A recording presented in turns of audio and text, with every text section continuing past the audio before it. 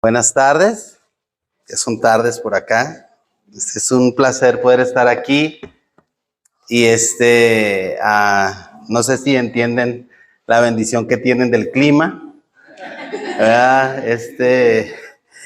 Nosotros tuvimos 42 grados, 43 más o menos, ¿no? 42, 43 hace unas semanas. Entonces llegar aquí al aeropuerto a 22 grados fue así como un pedacito del cielo. Y luego nos dicen, está medio caliente. Yo digo, no entiendo esta situación, pero algún día lo entenderé. Hemos disfrutado muchísimo nuestra estancia aquí en Oaxaca.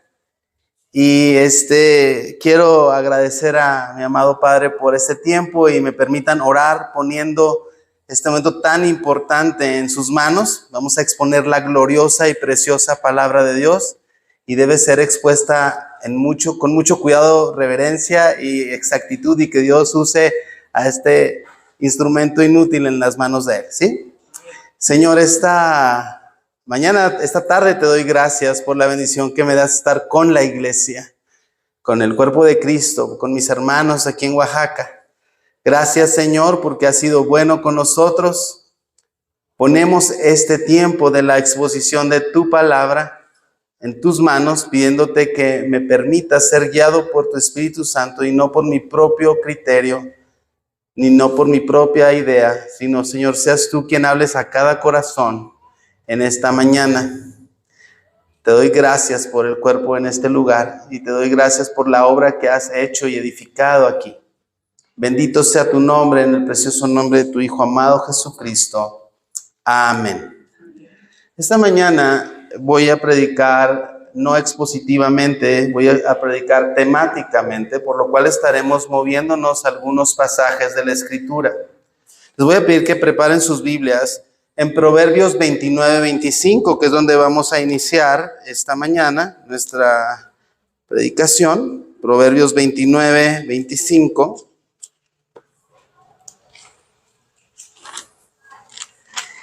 Y antes de iniciar, quiero decirles que esta mañana voy a predicar algo que el Señor puso en mi corazón. En la iglesia donde mi esposa y yo servimos, primordialmente sirvo hacia los padres de familia y sirvo con los matrimonios en la iglesia. Y cuando el pastor Eduardo me invita, inmediatamente sale algo que me gusta compartir y que tengo cierta información. Pero le dije a mi esposa que yo quería orar sobre qué debía compartir esta mañana. Y el Señor dio algo que está tocando mi vida. Yo soy ahorita alguien que también necesita escuchar esto. Alguien dijo una vez que somos como un mendigo, diciéndole a otro mendigo dónde está el pan, porque yo también necesito ese pan. Entonces esta mañana esta palabra también es para mí. Vamos a hablar del temor al hombre y del temor al Señor. Y espero que el Señor hable a nuestra vida en esta mañana.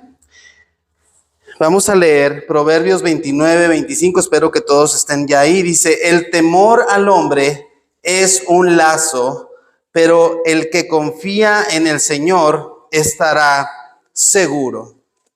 Y este pasaje nos está hablando claramente que cuando yo temo al hombre, yo me enlazo, me amarro, ¿verdad? Pero cuando yo temo a este Señor tan grande, yo estaré seguro en Él, porque estaré haciendo lo que Él dice que yo debo de hacer. Raramente, y a mí me gusta mucho ver estos videos donde, ¿por qué suceden los accidentes aéreos, verdad? Entonces, como que no es muy padre verlo y luego viajar en avión, sobre todo ahorita cuando llegan las turbulencias. Y en uno de los casos, regularmente, bueno, sabemos que el viajar en avión es lo más seguro. O sea, tienes probabilidades de morir de 0.000, no sé cuántas, ¿verdad? O sea, decía mi hijo, es más fácil que tú llegues a ser presidente a que te mueras en un avión, ¿verdad? O sea, es compleja la situación. Sin embargo, los errores cuando tú analizas, les voy a pedir una disculpa, me voy a remangar un poco mis camisas. Cuando tú ves algunos de estos errores, tienen que ver porque el capitán de la aeronave toma decisiones en su propio juicio y aún habiendo un copiloto, no le dice al piloto qué debe de hacer para que esto funcione bien. En una ocasión había un capitán muy experimentado que estaba a punto de jubilarse en una línea aérea en Europa Y este capitán conocía tan bien esta ruta que ya parecía que hacía los aterrizajes y despegues de una manera casi automática. Y en una ocasión se atrevió a decirle a la tripulación que él podía aterrizar la aeronave con los ojos tapados. Imagínate eso, o sea, contra cualquier protocolo de seguridad le llaman de la cabina, o sea, no puede ser, alguien tuvo que decir, estás loco. Entonces iba ese capitán, iba el copiloto, que también era un capitán experimentado, e iba un ingeniero, era un avión grande. ¿Y saben qué hizo este hombre? Se vendó los ojos y quiso aterrizar el avión así.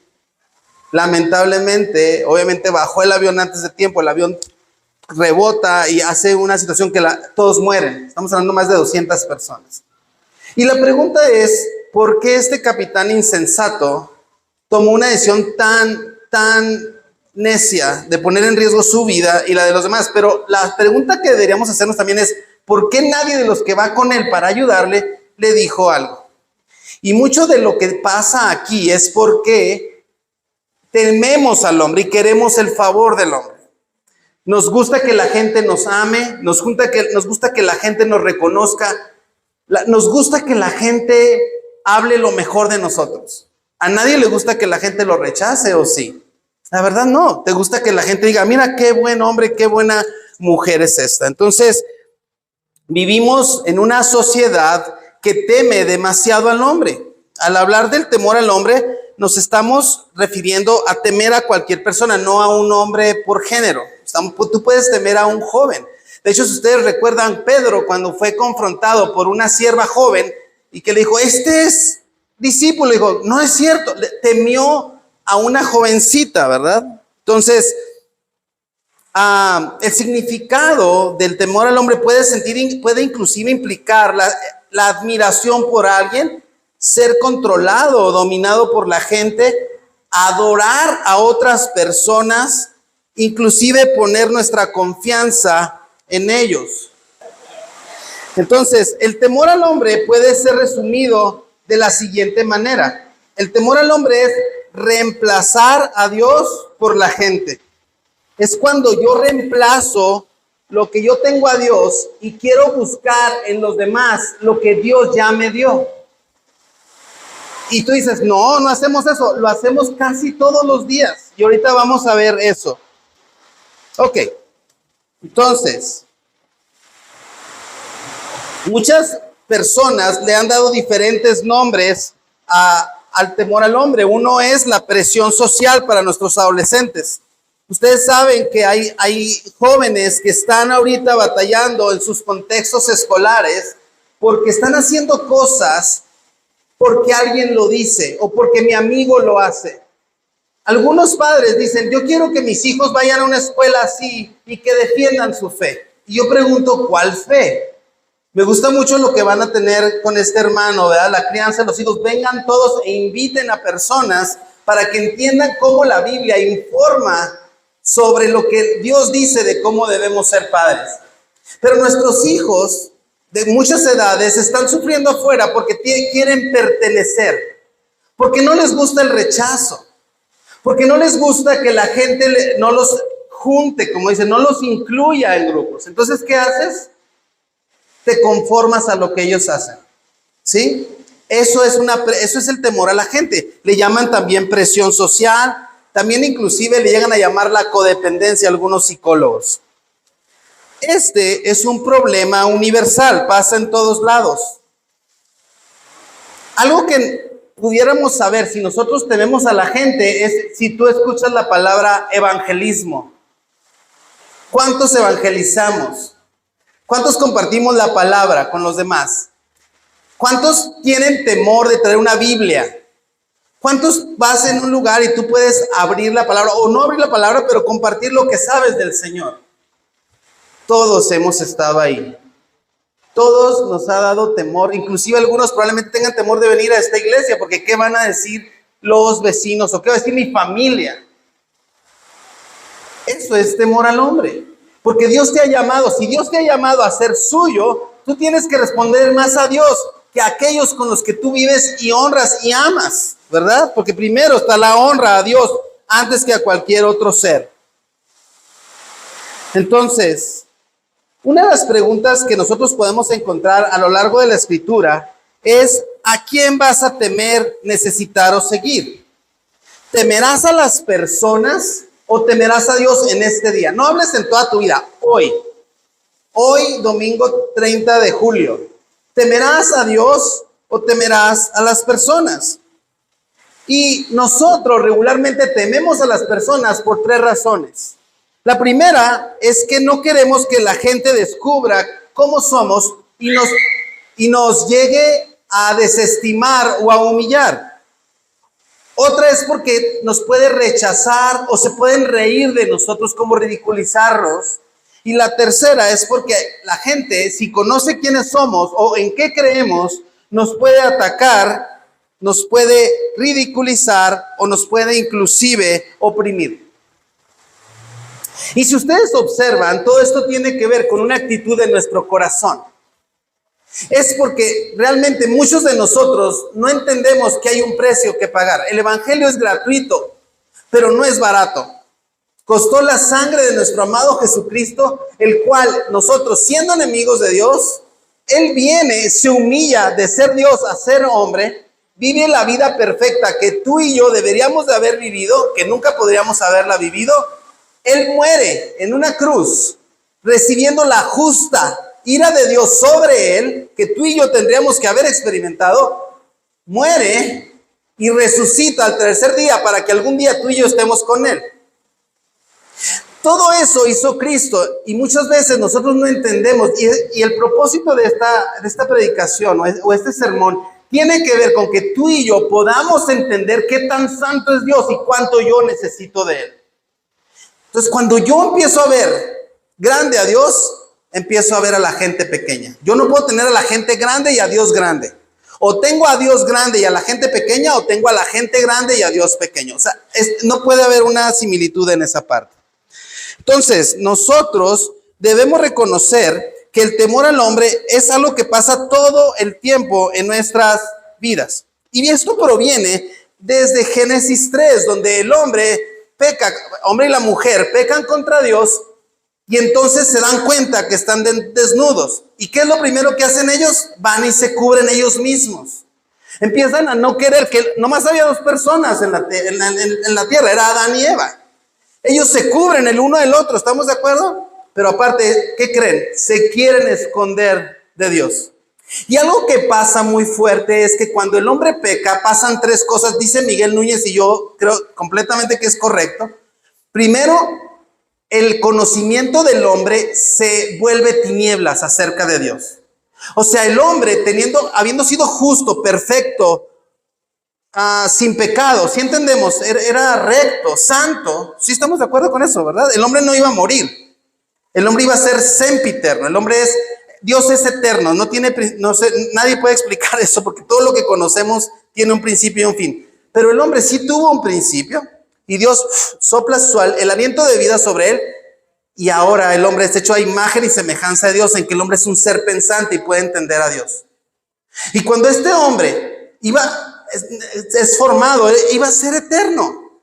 Bueno, sempiterno. Pero ¿saben qué? Dice que cuando entra el pecado, ¿entra qué? La muerte. Y entonces el hombre no entiende qué está pasando cuando él peca. Él se empieza a esconder. ¿Y saben qué hace? El hombre se quiere esconder de Dios. Cuando Dios está buscando a Adán, ¿qué hace Adán? Se esconde de Dios. ¿Tú crees que antes Adán no sabría que Dios era omnipresente y omnisciente? Claro que sí, pero ahora su entendimiento de Dios estaba nublado. Otra cosa que dice Miguel Núñez que pasa es que el corazón del hombre es endurecido y ahora el hombre no quiere amar a Dios, el hombre ahora quiere hacer su propia voluntad. Y el tercero dice que el corazón del hombre se vincula, se ata al pecado y solamente la sangre de Cristo nos puede librar de esto, del poder del pecado sobre nosotros, el poder del pecado sobre nosotros. Entonces, esta historia es una historia vieja. Esto no es algo nuevo. Esto no es algo que de repente alguien inventó y vamos a simular. Esto viene desde Adán y Eva. Ellos se dieron cuenta que estaban bajo la mirada de Dios y que nada podía esconderlos de ellos. Por eso el hombre empezó, sin duda, a querer esconderse y protegerse de verse y de que otros lo vieran lo débil y lo malvado que él era. El temor al hombre, hermanos, implica que necesitamos la aprobación de los demás. Implica que el otro me tiene que a mí decir, bien hecho. En la escuela en la que yo trabajo, nosotros en esa escuela no tenemos cuadros de honor. Primero porque nosotros no le damos al niño un reconocimiento por hacer lo que es su obligación. Y en segundo lugar, porque si yo premio nomás a los que tienen un don académico, yo estoy dejando fuera todos los demás dones, que es un don de misericordia, de gratitud, de compasión, de generosidad. Entonces yo tendría que tener 30 cuadros de honor en una escuela para hacer correcto esto. Pero el hombre siempre lo ha titulado así, lo ha puesto así. ¿Estamos de acuerdo? Pone los estándares y entonces todos tratan de alcanzar lo que el hombre dice. Y eso no solamente es en el área académica, sino que también es en el área de interacción con los demás. ¿Estamos de acuerdo? Entonces, el hombre está buscando la aprobación de los demás. De hecho, si yo estoy ahorita predicando y alguien empieza a hacer caras feas y me dice, yo me empiezo a sentir como, ¿qué onda con esto? ¿Verdad? Si mi corazón está solamente viendo que su reacción, entonces yo no estoy sirviendo al Señor. Yo estoy sirviéndolos a ustedes. Mi punto es honrar a Dios y servirlos a ustedes con lo que Dios quiere hablar. No el aprecio tiene que ser hacia mí, sino tiene que haber un aprecio a Dios por su obra. La meta de este mensaje es que acabando este mensaje glorifiquen más a Dios y amen más a Dios y podamos comprender un poco más a Dios, ¿verdad? Entonces, como hijos de Dios, nosotros hemos sido llamados a amar más que a necesitar. Y nosotros vemos un pasaje, les voy a pedir que me acompañen, hermanos, a Jeremías 17, del 5 al 8, por favor. Jeremías 17, del 5 al 8. Fíjense bien, aquí hay un contraste. Y hay un contraste entre dos tipos de personas. Es una comparación entre dos personas. La primera es aquella que teme al hombre. Y Dios, está hablando Dios a través del profeta Jeremías y está diciendo, maldito el hombre que confía. Yo le puse, confía, teme. ¿Verdad? Que en el hombre teme, al hombre teme o confía en el hombre y hace de la carne su fortaleza. ¿A qué se refiere esto? A que yo me siento mejor si todos me dicen, bien. Esa es mi fortaleza, es la recompensa pequeña que yo tendría de que ustedes me digan qué bien lo hiciste.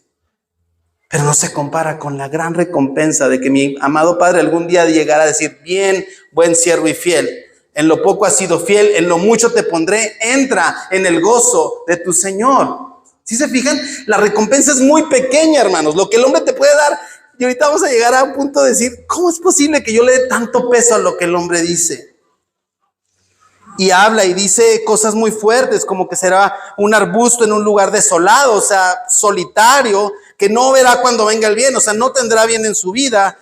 Habitará en pedregales en el desierto, una tierra salada y sin habitantes. Pero luego ahora viene algo bien hermoso y habla acerca del hombre que confía en el Señor y dice, bendito es el hombre que confía en el Señor. Dice, cuya confianza es el Señor. Será como árbol plantado junto al agua, que extiende sus raíces junto a la corriente. No temerá cuando venga el calor y sus hojas estarán verdes. Ustedes conocen bien esto. Están verdes por todos lados. Dice, en año de sequía no se angustiará ni cesará de dar fruto. Y lo que está hablando es que será un hombre y una mujer plantados en el Señor que siempre estarán dando fruto y no tendrán escasez.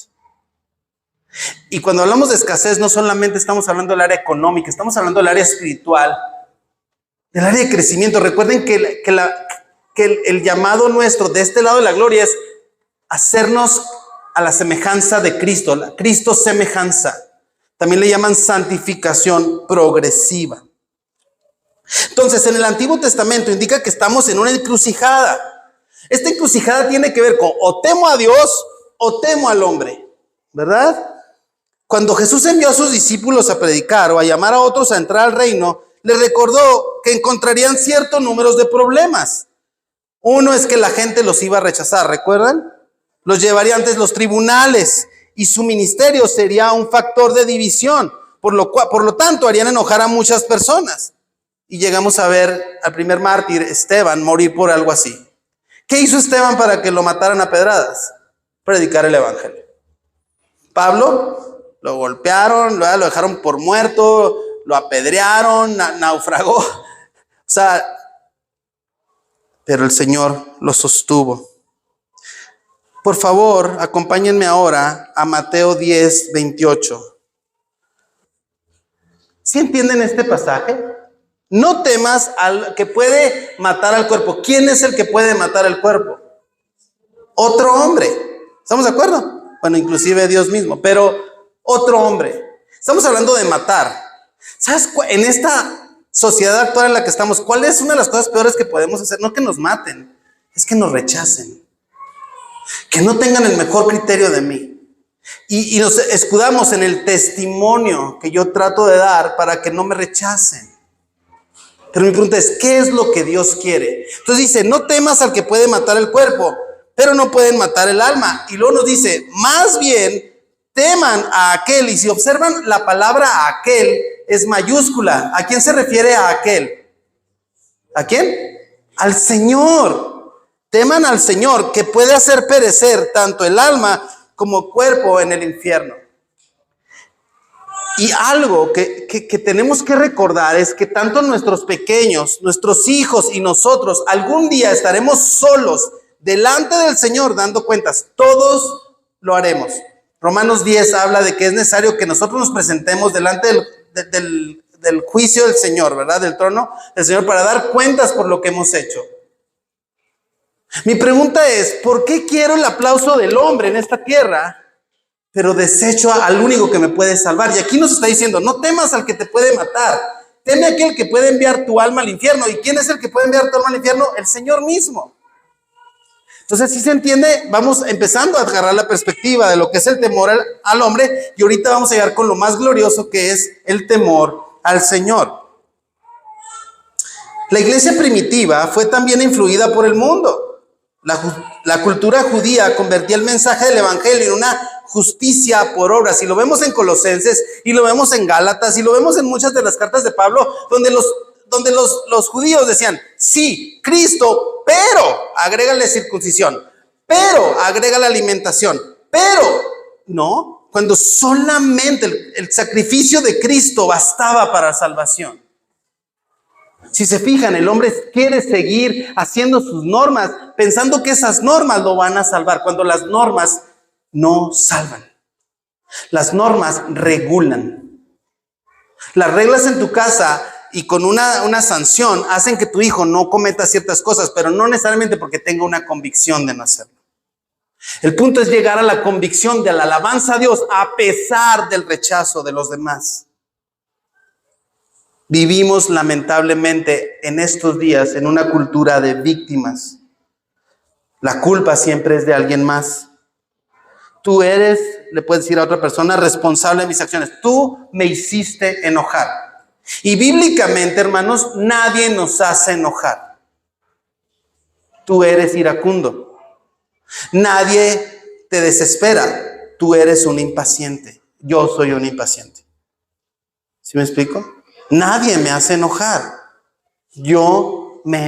Hay ira en mí que la detona algo y brota. Es como si yo tomara ahorita una botella de agua. ¿Sí? Si yo agarro esta botella y hago esto, ¿qué salió de la botella? Coca-Cola. Tejate. ¿Se llama Tejate o cómo se llama? ¿Sí, Tejate? Ok, Tejate. ¿Sí o? ¿Qué salió? Agua. Porque la botella tiene agua. Cuando somos movidos por las situaciones, lo que sale de nosotros es lo que está dentro de nosotros. Entonces nosotros no debemos estar pensando que lo que pasa en mi vida es porque otros lo provocan.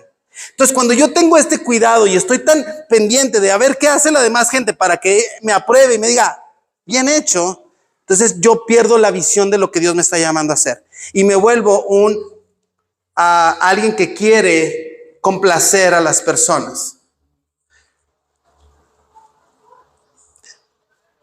Entonces lo que estamos diciendo Cuando yo digo que otras personas me hacen a mí enojar o me desesperan, es que yo digo, esas personas me controlan.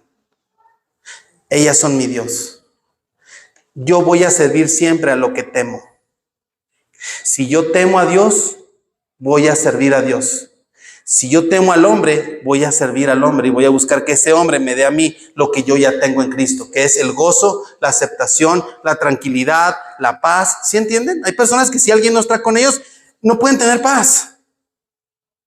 Como si Dios no fuera cuidado. Cuando eran chicos mis hijos y en Juárez había una situación difícil de violencia, llegué a pensar, ¿y si yo muero, qué será de mi esposa y de mis hijos? Y Dios me trajo algo a mi corazón que me dijo, ¿quién es el proveedor tuyo y quién es el proveedor de tus hijos? O sea, Dios es el proveedor de Jonathan, de Kevin y de Ray y de Patty, aunque yo no esté. Ahorita Dios me está utilizando a mí, pero si Dios decide llevarme la semana que viene con él, Dios seguirá proveyendo a cada uno de ellos, porque Dios es fiel. No soy yo su fuente de provisión, soy un instrumento en las manos de Dios para ello. Ahora, esta famosa palabra autoestima, y Miss Gaby entiende un poquito eso, fue compañera mía un tiempo en la escuela, esa palabra a mí me desagrada grandemente, y muchos las meten inclusive en el evangelio. Etimológicamente, la palabra autoestima es auto, yo, estima, la estima que yo me tengo a mí mismo. ¿Sí me explico?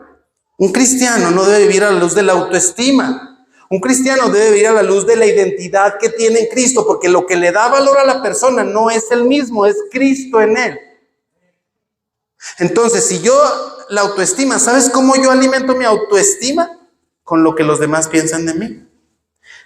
Ha habido mamás que llegan, soy director de una escuela, ha habido mamás que llegan conmigo, es que la maestra lastimó la autoestima de mi hija, porque le dijo que no ha hecho la tarea y le mandó un aviso.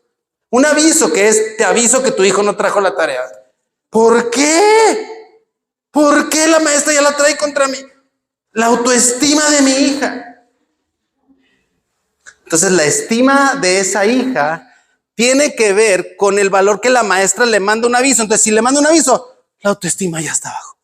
Entonces, ¿de quién controla la autoestima de esa niña? Las personas de alrededor. Eso es temor, al hombre. Esta palabra autoestima, tenemos que ser cuidadosos, ¿verdad? Un cristiano no debe estar basando su vida en la autoestima. Un cristiano debe estar basando su vida en su identidad en Cristo. ¿Qué hizo? Romanos 8, léanlo. ¿Quiénes somos en Cristo? ¿Verdad? No lo traigo aquí, pero se los comento. Entonces, muchas personas inclusive han confesado que están enojadas con Dios. Y le dicen, ¿qué estás haciendo? Le preguntan a Dios. Hay un clamor que demanda a Dios respuestas y reclama derechos. Y lamentablemente hay personas que le dicen, perdona a Dios, perdónalo, hazme el favor. Es ridículo. ¿Quién es el hombre para que se atreva a retar a Dios? Ahora resulta que Dios dice, perdóname. Es tener a un Dios de este tamaño. ¿Han oído los papás que dicen, mi hijo, pórtese bien, porque si no, Diosito se va a enojar con usted? Diosito, el que creó todo el universo, el que todo el universo está en el palmo de su mano, el universo, man. Y sigue, sí saben que el universo sigue creciendo, o sea no ha dejado de crecer. El hombre jamás va a acabar de entender el universo, jamás, hasta que se acabe esta tierra. Y Dios lo tiene todo en su palmo, es el creador de todo. ¿Tú crees? Entonces, el hombre se ha sentado en una silla, siendo él el rey y queriendo la pleitesía y la aprobación de todos los demás para sentirse bien. Y sabes que eso no está en la Biblia. Entonces, vamos a entrar, yo creo, a lo mejor de esta, y vamos a hablar del temor del Señor, porque eso es lo que yo quiero que esta tarde nos podamos llevar todos. Hicimos un breve análisis de lo que es el temor al hombre. ¿Cómo podemos nosotros vencer el temor al hombre? ¿Cómo venzo yo el temor al hombre? Y la respuesta, hermanos, es temiendo al Señor, temiendo a Dios. O temo a Dios o temo al hombre, no los puedo tener juntos. Y ahorita yo estoy temiendo a alguno de los dos en lo que vivo en el día. Vamos a Isaías 33:6, por favor, me acompañan. Isaías 33:6.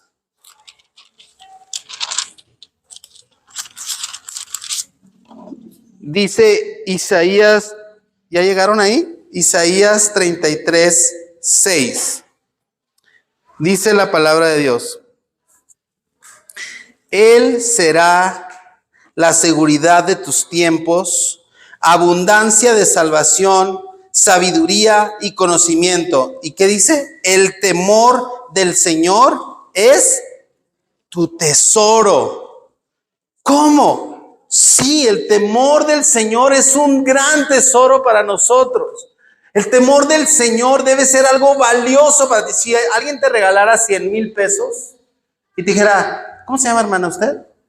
Zoila. Y le dice, hermana Zoila, aquí están 100,000 pesos. ¿Usted los deja en una red ahí en el carro y se baja en el centro y los deja ahí? ¿O afuera y ahorita los recojo?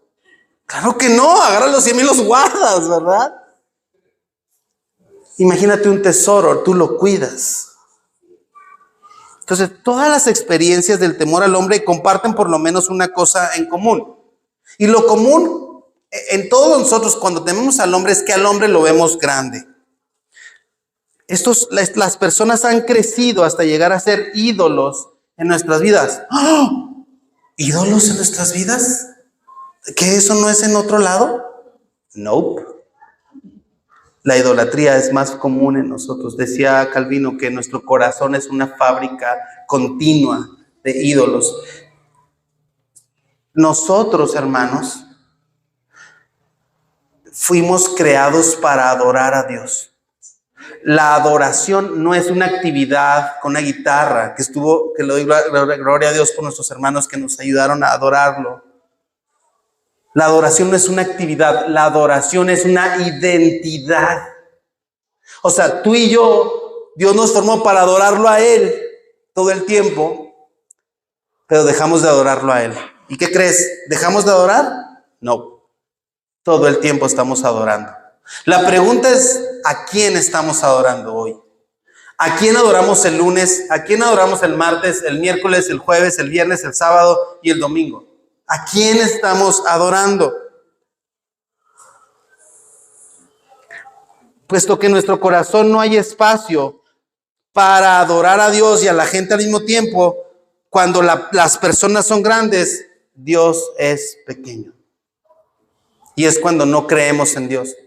Y entonces, cuando yo tengo un problema de salud, yo quiero tener una cartilla de un hospital que me dice, ¡fiu! Tengo un seguro médico de gastos. Qué bueno, no está mal planear, pero no puedo poner mi esperanza en eso.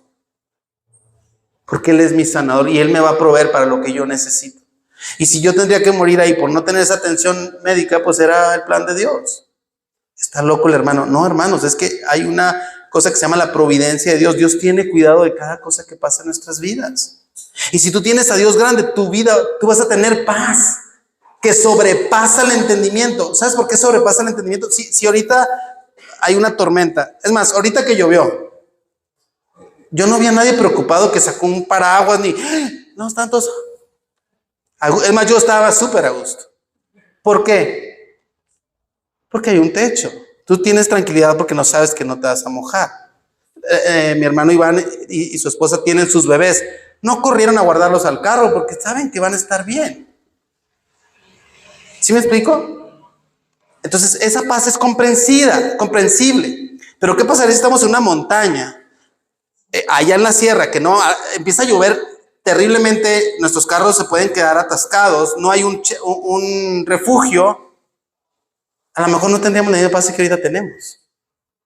O sea, no tendríamos lo que tenemos. Entonces, la paz que sobrepasa todo entendimiento es esa paz que cuando hay conflictos, yo tengo paz porque estoy confiado en el que está permitiendo eso y que me sostendrá en eso.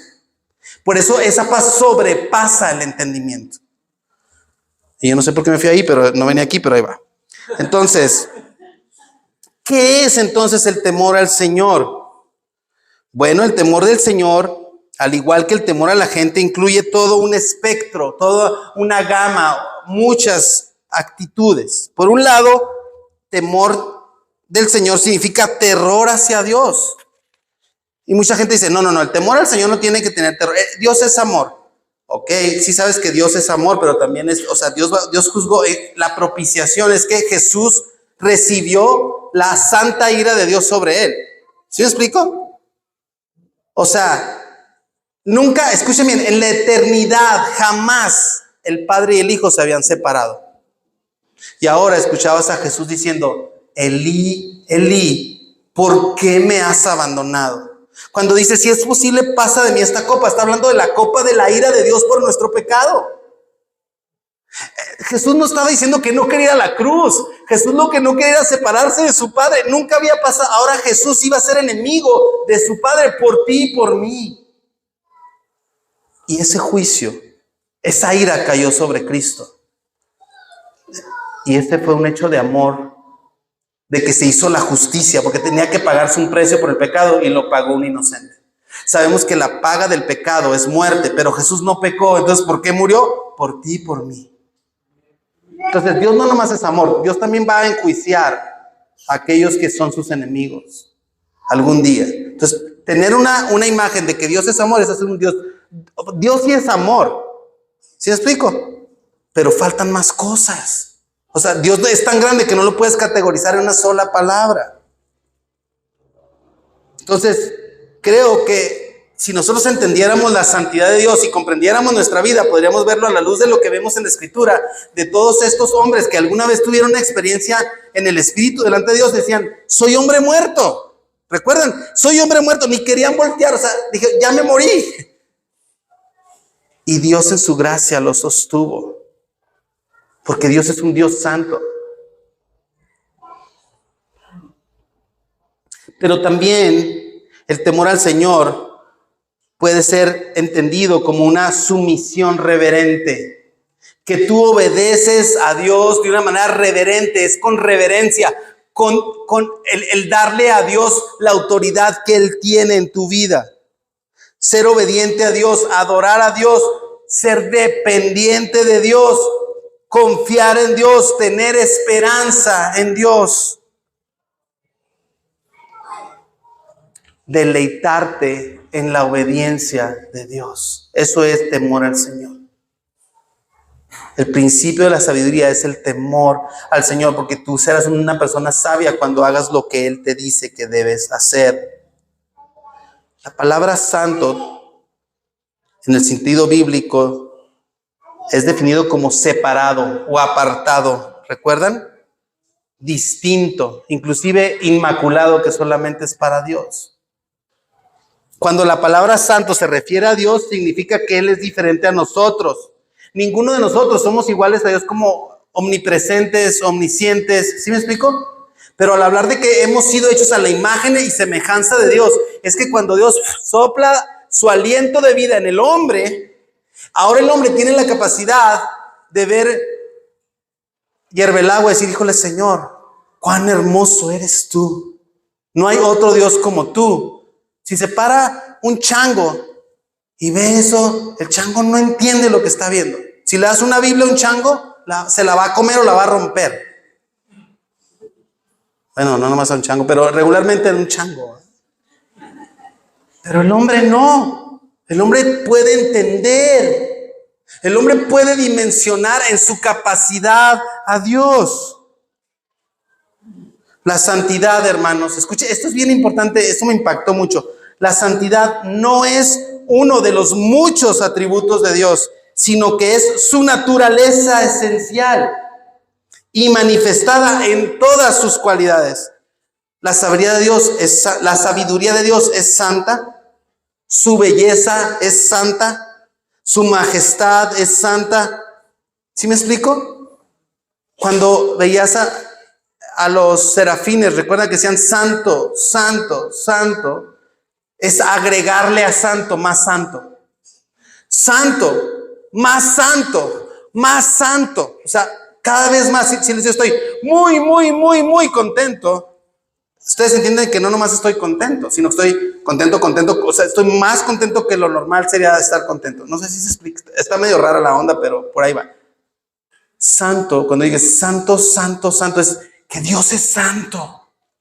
Santo y más santo y más santo. El problema es que el hombre no comprende esa santidad. Por eso el hombre vive más a la luz de sus deseos que a la luz de los deseos del Señor. Vivimos así. ¿Y cuáles son estos enemigos que se oponen a que nosotros temamos al Señor? Hay muchos más, pero voy a mencionar 3 adversarios en contra de que nosotros temamos al Señor. El primero de ellos es el mundo. Estamos en un mundo donde el hombre es Dios, donde el hombre se puede parar y decir que es algo que no es y que todos tienen que respetar eso, aunque tú estés viendo algo distinto. Donde el hombre puede decir, vamos a legalizar el aborto, y si la mayoría, anteriormente, si tú leías un diccionario de estos Webster y decías, ¿qué es la ética y la moral? Y buscabas la definición en el Webster, decía lo que la Biblia dice que es bueno. Ahora tú lees un Webster y te va a decir un diccionario, te va a decir lo que es mayormente aceptado. Esto es que si en un estado de algún lugar de la República Mexicana o Americana, la mayoría de las personas piensan que el aborto es bueno, entonces el aborto es ético y moral. O sea, ¿sí os digo qué tan ridículo es eso? El mundo se está oponiendo totalmente al conocimiento de Dios. El mundo se está oponiendo a que las personas lo amen, a que el evangelio avance. Y hay otras cosas malvadas que están avanzando de una manera increíble. El otro enemigo que tenemos en contra del temor al Señor es la carne. Entiéndase nuestra carne como la naturaleza pecaminosa que habita dentro de nosotros. Jesús vino a librarnos del poder del pecado sobre nosotros, pero nuestros miembros, nosotros tenemos pecado implícito solamente por haber nacido. Y lo que hay dentro de nosotros, si no está sujeto a Cristo, nos va a llevar a pecar. Y obviamente otra cosa que otro adversario, pues es Satanás, que no quiere que tú y yo estemos temiendo al Señor. Estos 3 enemigos siempre están tratando de elevar a las demás personas o lo que podemos obtener de ellas por encima de Dios. Y una de las estrategias que se usa para poder lograr esto es rebajar la obediencia del hombre, la expresión concreta del temor del Señor, a una preocupación por las apariencias. O sea, nos concentramos en las acciones y pasamos por alto las actitudes. Y alguien puede estar haciendo cosas que se vean piadosas, pero la actitud de su corazón no es para la gloria de Dios, sino para su propia gloria. Para que los hermanos digan, qué padre este cuate. Lamentablemente cada uno de nosotros pensamos que somos buenos. Entonces, si nosotros somos buenos, Dios es irrelevante para nosotros. Si yo soy bueno, ¿para qué quiero a Cristo? Si yo soy bueno, ¿para qué necesito entender su palabra? ¿Para qué necesito salvarme? ¿De qué necesito salvarme si yo soy bueno? De esta manera de pensar, esta manera de pensar no se nos anuncia como buena teología, pero muchos tenemos esta teología práctica que al hacer cosas buenas o piadosas somos mejores. Y llega el punto donde algunas personas, por hacer este tipo de cosas y pasa una tragedia, alguien muere en su familia, entonces dicen, ¿por qué Dios me trata así después de todo lo que yo he hecho por Él? Yo he servido desde niño, y estas palabras raras de cuna cristiana, no sé si han escuchado eso. Babero cristiano, sonaja cristiana, chupón cristiano. Esas cosas no tienen ningún sentido bíblico, hermanos. Tú puedes nacer en un aeropuerto y no eres un avión. O sea, tu familia vive en una granja y no eres un animal de granja. O sea, me explico, no porque vas a la iglesia todo el tiempo, tú eres un creyente regenerado.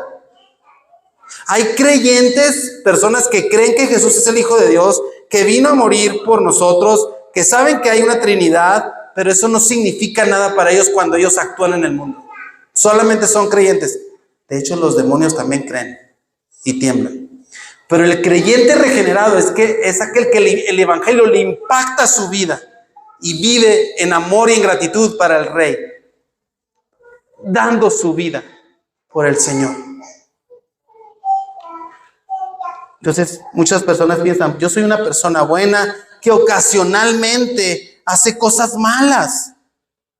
Tal forma de pensar ignora las profundidades del pecado en mi corazón y en esencia me eleva de tal forma que vengo a ser una imitación deficiente de Dios en vez de ser alguien completamente dependiente de Él.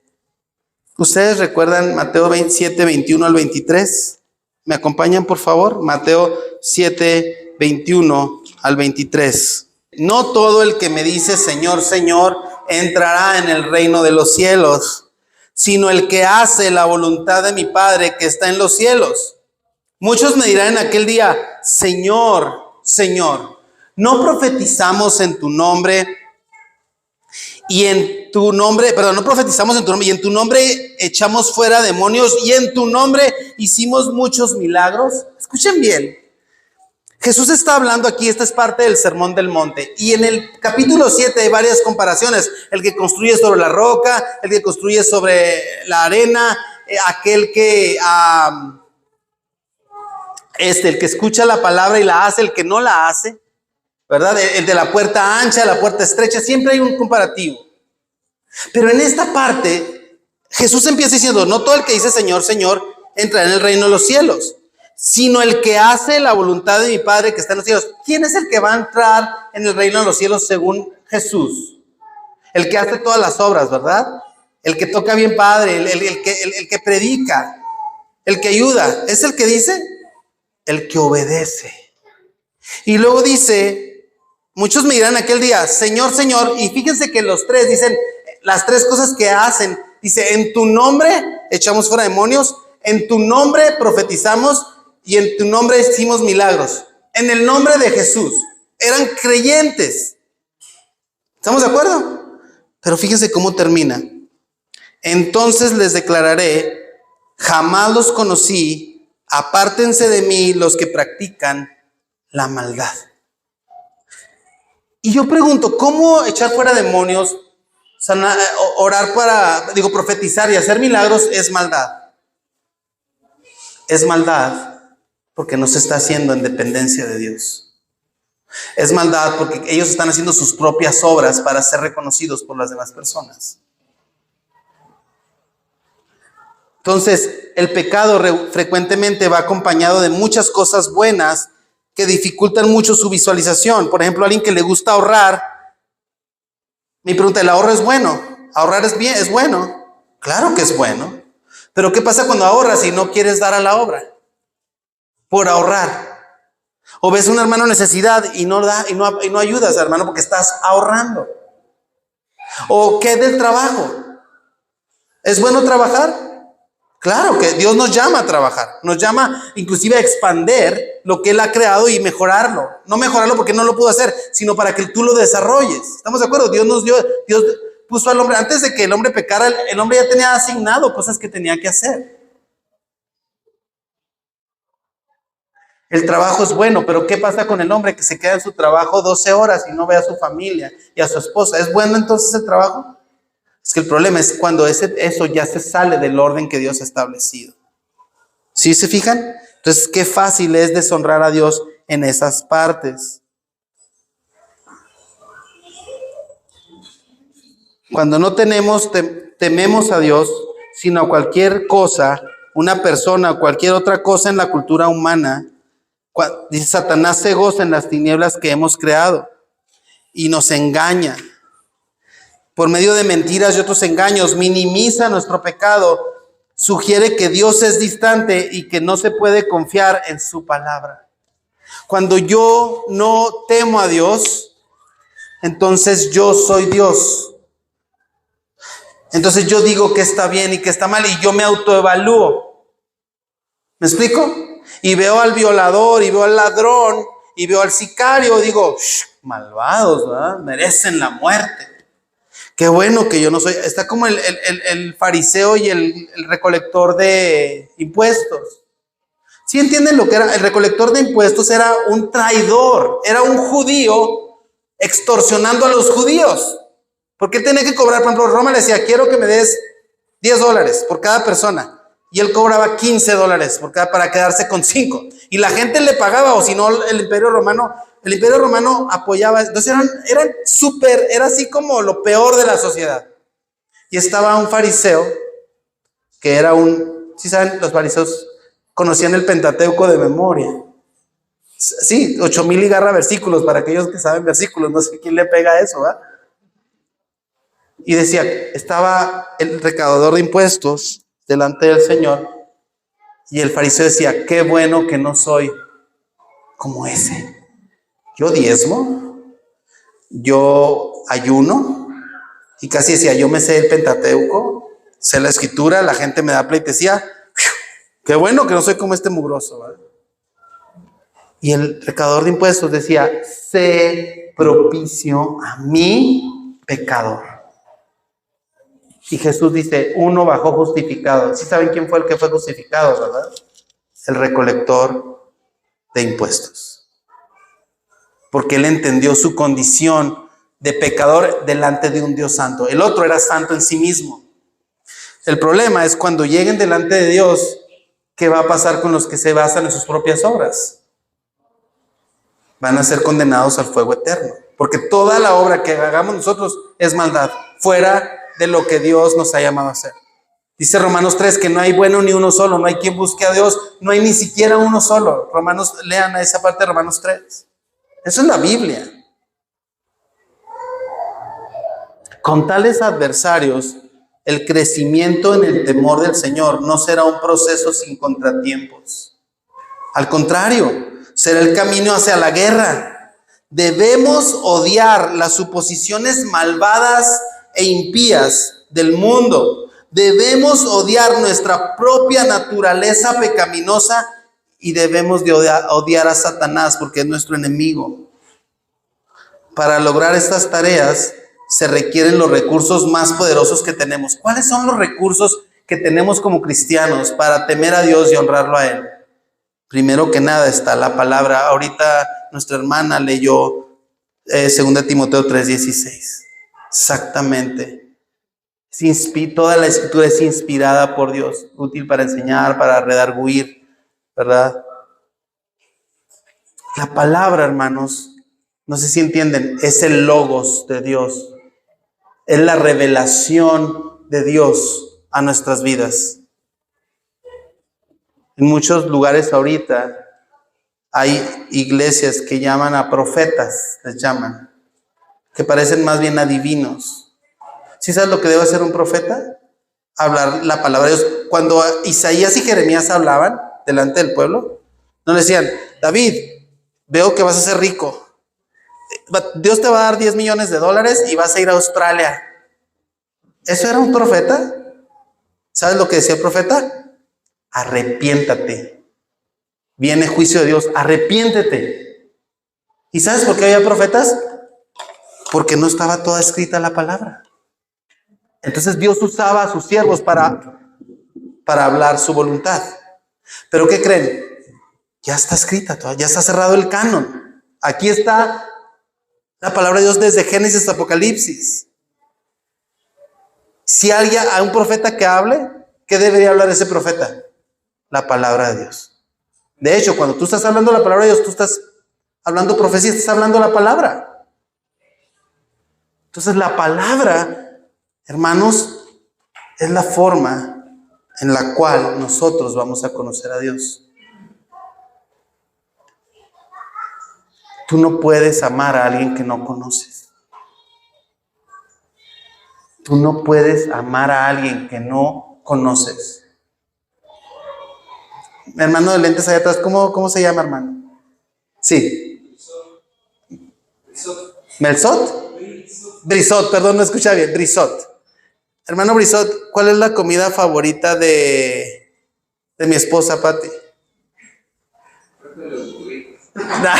Sí, pero ahí no le rabia de Juárez, no más burritos o cosas. No se crea. No, bueno, ahorita mi esposa come muchas ensaladas y pollo. Yo sé porque vivo con ella, porque la amo, ¿verdad? Pero usted no la conoce. Usted no puede saber qué le gusta a mi esposa, cómo es ella, porque usted apenas hoy la conoce, entiendo. Si yo no conozco a Dios, ¿cómo voy a saber qué quiere Él de mí? Si yo no leo la preciosa y gloriosa palabra de Dios, ¿cómo voy a saber yo qué espera Dios de mí? ¿Cómo puedo amar a alguien que no conozco? ¿Cómo se llama tu papá, David? David. José. Obviamente David ama a su papá, se llama José. Yo no conozco al papá de David. ¿Cómo puedo amarlo y cómo puedo saber qué es lo que él quiere? Obviamente es cuerpo en Cristo, ¿verdad? Si lo veo, pues nos damos un abrazo. Pero yo no puedo conocer a Dios, perdón, yo no puedo amar a Dios si no lo conozco. Y la única fuente de conocer al Señor es la Escritura. Por eso en esta iglesia se les predica cada domingo fielmente apegado a la Escritura del Señor. Porque la única forma en que el hombre puede amar a Dios es conociéndolo a través de la Escritura. Fíjense bien, acompáñenme a Deuteronomio 4:10, por favor. Dice, gracias por ponerlo aquí arriba. Recuerda el día que estuviste delante del Señor tu Dios en Horeb, cuando el Señor me dijo, reúneme el pueblo para que yo les haga, fíjense bien, ¿qué? Oír mis palabras. ¿Para qué? A fin de que aprendan ¿a qué? Temerme. Otra palabra es reverenciarme. Todos los días que vivan sobre la tierra y que hagan, las enseñen ¿a quién? A sus hijos. Mientras los romanos hacían imperios y los griegos hacían pensadores geniales, los judíos hacían escuelas propias para enseñar la palabra de Dios, especialmente en los hogares. Y aquí habla de que le enseñen la palabra, dice, yo les haga oír mis palabras a fin de que aprendan a temerme. Entre más conoces a Dios, más le temes, más lo amas, más lo reverencias, más temes ofenderlo, porque has recibido ese gran amor de Él. Ahora acompáñenme ahí mismo en Deuteronomio, en el capítulo 17, versículos 18 y 19. Deuteronomio 17, 18 y 19.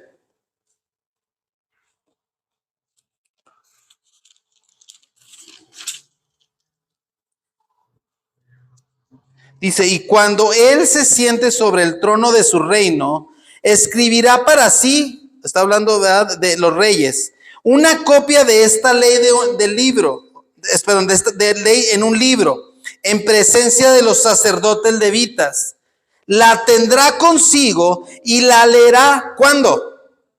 Todos los días de su vida. ¿Para qué? Para que aprenda ¿qué? A temer al Señor su Dios, observando cuidadosamente todas las palabras de esta ley y estos estatutos. Este era el mandamiento de Dios para una de las figuras más importantes, que era el rey, y que el rey pudiera gobernar conociendo la perfecta voluntad de Dios. Y los dos pasajes que hemos leído hablan de que en cuanto más conoces de Dios, más temes a Dios. Entonces el hombre se hace chiquito. Bueno, yo veía, casi no sé cuántos de aquí vieron a ver el Chavo del Ocho, cuando había el Chapulín Colorado y el Chapulín Colorado se hacía chiquito. Así debemos de hacer al hombre, que sea chiquito. Y Dios muy, muy grande. El segundo recurso para poder temer al Señor es el Espíritu de Dios, el Espíritu Santo.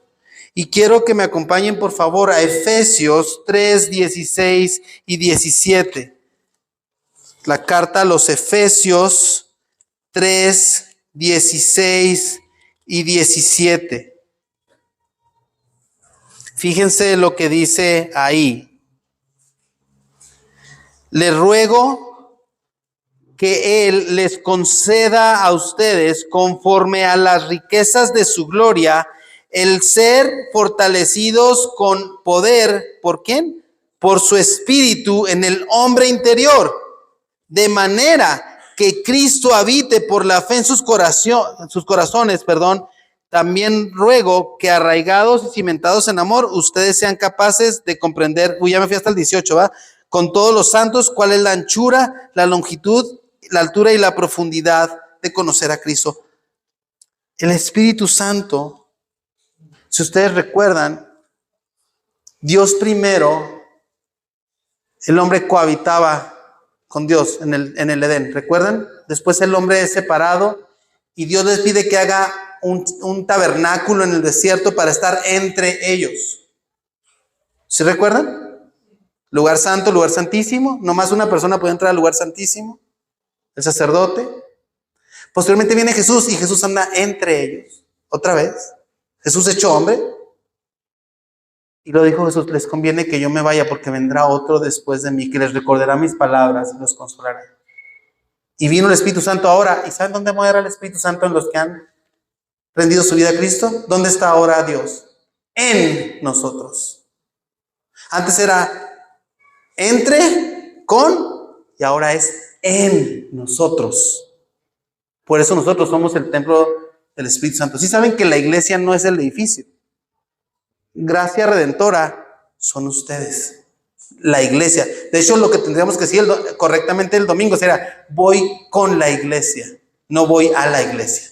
Esto puede hoy en la noche hacer un salón de fiestas y hacer una fiesta aquí, tener música y payasos.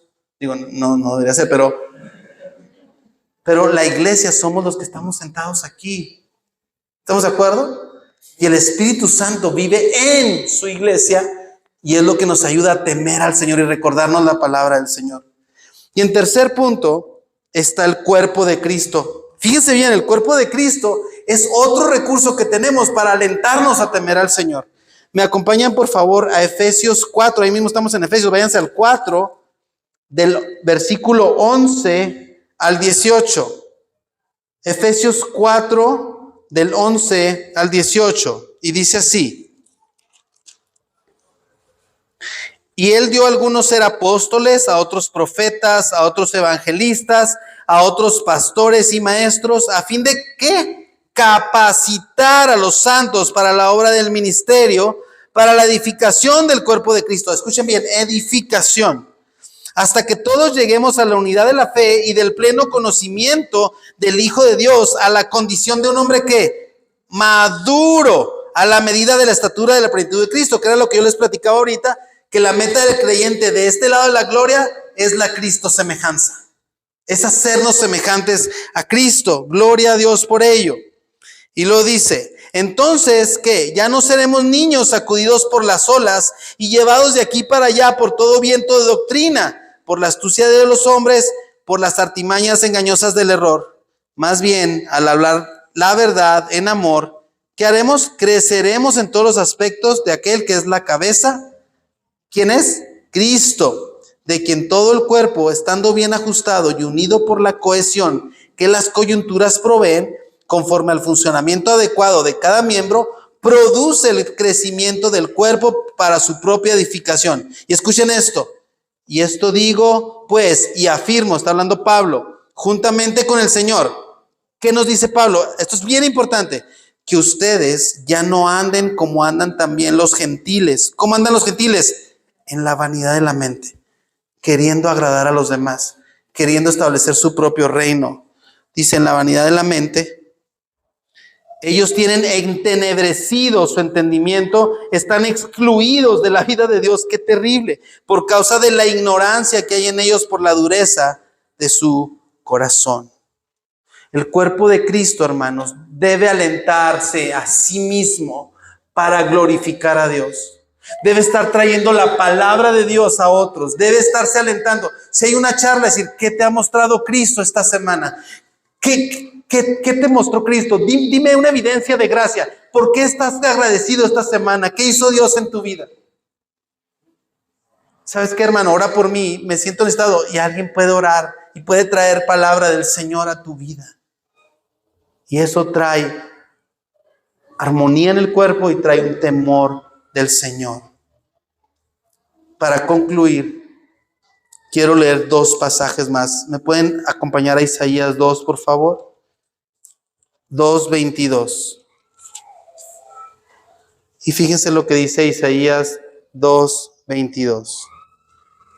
Dice: dejen de considerar al hombre cuyo soplo de vida está en su nariz, pues ¿en qué ha de ser él estimado?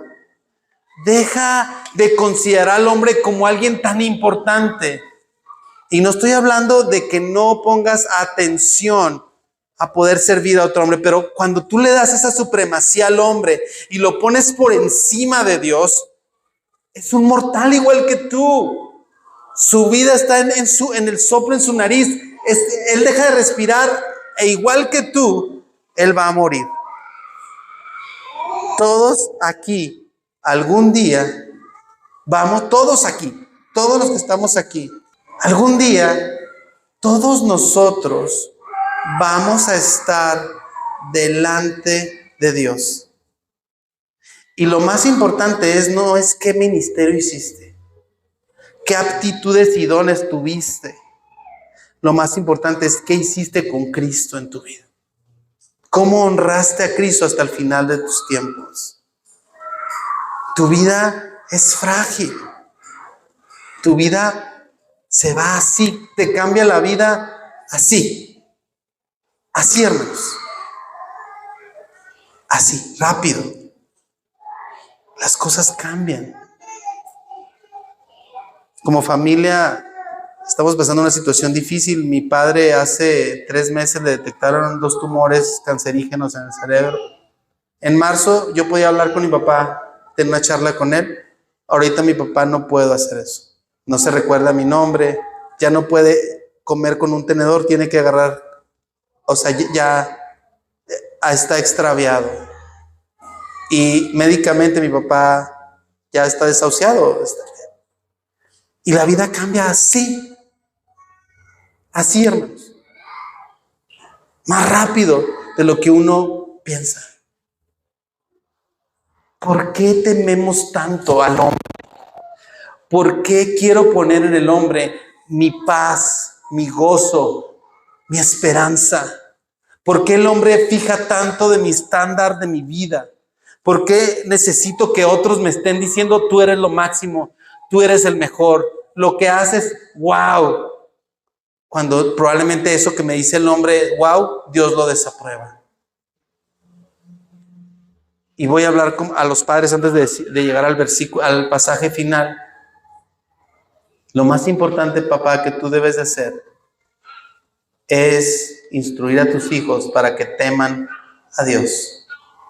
Y que algún día la palabra que tú estás sembrando en ese corazón, el Espíritu Santo revele a su corazón esa palabra, no nomás a su mente, a su corazón para salvación.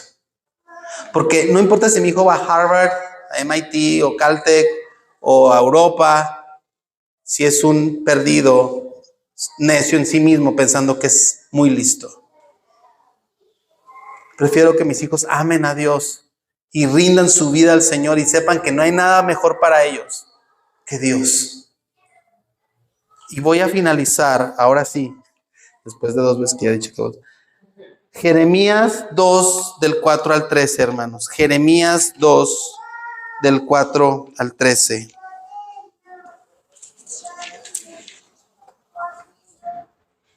Es un pasaje, hermanos, que a mí me lleva a estar recapacitando en quién es Dios y quién soy yo. ¿Están listos ahí, mis hermanos? ¿Ya estamos ahí? 4, ¿sí? Dice, oigan, está hablando Dios a través del profeta Jeremías. Oigan la palabra del Señor, casa de Jacob y todas las familias de la casa de Israel. Ustedes y yo somos el Israel espiritual. ¿Estamos de acuerdo? ¿Estamos de acuerdo con eso? O sea, somos adheridos. ¿Estamos de acuerdo? Bien. Así dice Jeremías. ¿Dice ahí? ¿Qué dice? ¿Así dice quién? El Señor. O sea, Dios está hablando. Escuchen. Y hace una pregunta tan fuerte y dice, salud, ¿qué injusticia hallaron en mí sus padres para que se alejaran de mí y anduvieran tras lo vano y se hicieran vanos?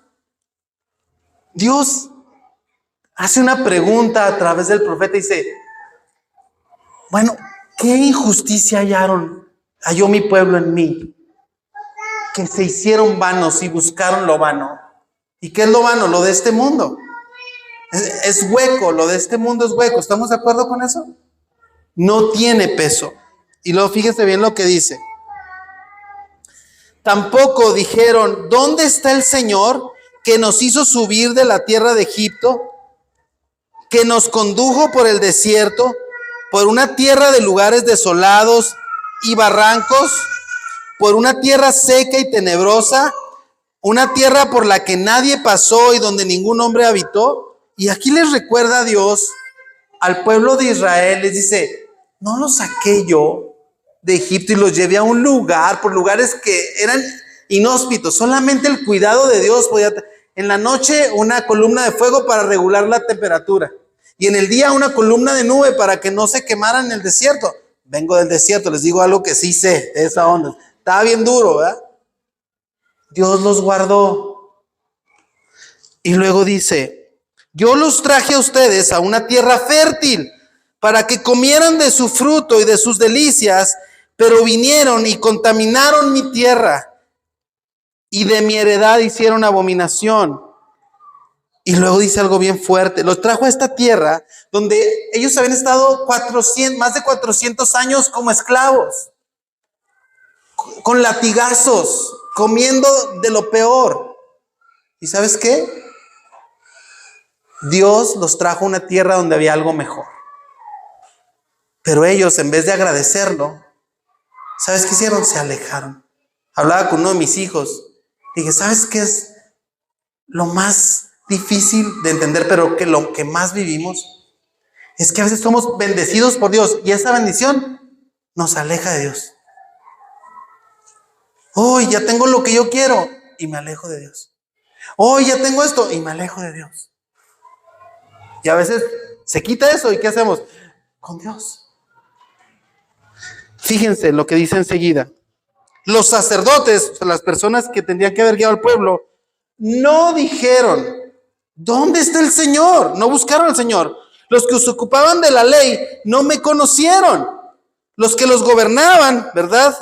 Aquí inclusive se puede traducir los pastores. Dice, se rebelaron contra mí, los profetas profetizaban y andaban tras cosas que no aprovechaban. Y lo dice el Señor, por tanto, aún lidiaré con ustedes, declara el Señor. También con los hijos de sus hijos lidiaré. Pasen pues a las islas de Quitim y vean y envíen gente a Cedar y observen atentamente y vean, escuchen bien, Quitim estaba al lado este completamente y Cedar estaba del otro, era como de todo lo que hay, no ha habido algo parecido. Es como si tú dijeras no sé, de todo, desde Tijuana hasta Chiapas, o no, que es Yucatán, ¿verdad? Todo. No has encontrado algo así. ¿Y qué era? ¿Qué era lo que está diciendo el Señor? Dice, y vean si ha habido cosa semejante. Y hace una pregunta que nos debe desafiar. Y dice, ¿ha cambiado alguna nación sus dioses, aunque esos no son dioses? Pues aún mi pueblo ha cambiado su gloria por lo que no aprovecha. Ni los idólatras, aquellos, ¿recuerdan los profetas de Baal cuando estaban con Elías? ¿Qué hacían ellos para llamar a que hubo un reto que el Dios que mandara fuego era el Dios verdadero? ¿Recuerdan qué hicieron los profetas de Baal para que su Dios mandara fuego? ¿Qué hicieron? ¿Mande? Se cortaban su cuerpo, sangraban, se flagelaban, ¿verdad? Danzaban, idólatras. ¿Y sabes qué? No renunciaron a ellos. Dice, lo que está diciendo Dios, ¿ha cambiado alguna nación a sus dioses, aunque esos no son dioses? Ni los idólatras cambiaban a su Dios, que no era Dios. Y viene algo bien fuerte y dice, pues mi pueblo ha cambiado su gloria. ¿Y cuál era la gloria del pueblo? Era Dios mismo, por lo que no aprovecha. Espántense, oh cielos, por esto y tiemblen, queden en extremo desolados, declara el Señor, porque dos males ha hecho mi pueblo. Me han abandonado a mí, fuente de aguas vivas, y han cavado para sí cisternas agrietadas que no retienen agua. Fue un pueblo malagradecido, un pueblo que no temía al Señor, un pueblo que habiendo recibido tanto bien, no glorificó con todo su corazón al Señor. Esta mañana nosotros también tenemos una encrucijada. Y es si nosotros, a la luz de lo que Dios ha revelado en su palabra, no lo que yo he dicho, los chistes y todo eso, quítenlos, pero lo que yo he hablado de la palabra de Dios, pídele a Dios que te la revele. Y ve, y yo también voy a ver, si estamos glorificando a Dios como Él debe ser glorificado. Si tú tienes un hijo y lo mandas a la tiendita por un galón de leche y quesillo, ¿verdad? Y el chavo llega con unas papitas Flaming Hot, ¿verdad? Y una Coca-Cola, y el hijo espera que tú le des gracias y que lo felicites. ¿Tú crees que lo vas a felicitar? Tú te pidieron algo distinto, no hiciste lo que te pidieron. Y crees que llegas ilusamente a que te decís, muy bien, qué bueno que trajiste unos Flaming Hot y una Coca, vamos a repartirla, ¿verdad? Así pasa con nosotros. Hacemos nuestras propias leyes. Alabamos al Dios, pero necesitamos ver si es el Dios de Israel, el Dios que estamos hablando, porque a veces hacemos las obras que creemos que son las que Dios nos está viendo, pero no estamos conectados con Él. No tememos a Dios. ¿Y saben por qué no tememos a Dios? Porque no lo conocemos. No lo amamos lo suficiente para negarnos a nosotros mismos y hacer lo que nos llama. Hermanos, hay esperanza. Pídele al Espíritu Santo que Él hable a tu vida este día y que te revele la palabra gloriosa de Él, que es viva y eficaz. Y ahorita nuestra hermana leía, ¿verdad?, que es útil para muchas cosas, para instruirnos a justicia. ¿Y saben qué es la justicia? Los jóvenes creen que la justicia es equidad, o sea, igualdad. Si a él le diste 2, pues a mí también 2, ¿verdad? No con las nalgadas, pero si le das 20 pesos, pues el otro también quiere 20 pesos, ¿verdad? Esa no es justicia, esa es igualdad o equidad. ¿Sabes lo que es la justicia? Esto. Lo que el justo dice que es justo. Si tú le dices a tu hijo que tienda la cama, es justo eso, porque ellos deben de honrar y obedecer al padre. Si tú le dices a tu hijo que vaya y le robe a la vecina o a una tiendita para comer, es injusto porque Dios dice que no debes robar. La justicia está manifiesta en su palabra. Y la única forma en la que podemos vivir justamente no es en lo que yo creo que soy justo, sino en lo que Dios dice que es justo. Hermanos, clamemos a Dios y pidámosle a Él que ponga temor en nosotros y obediencia y reverencia a su corazón. En nuestro corazón, para su corazón.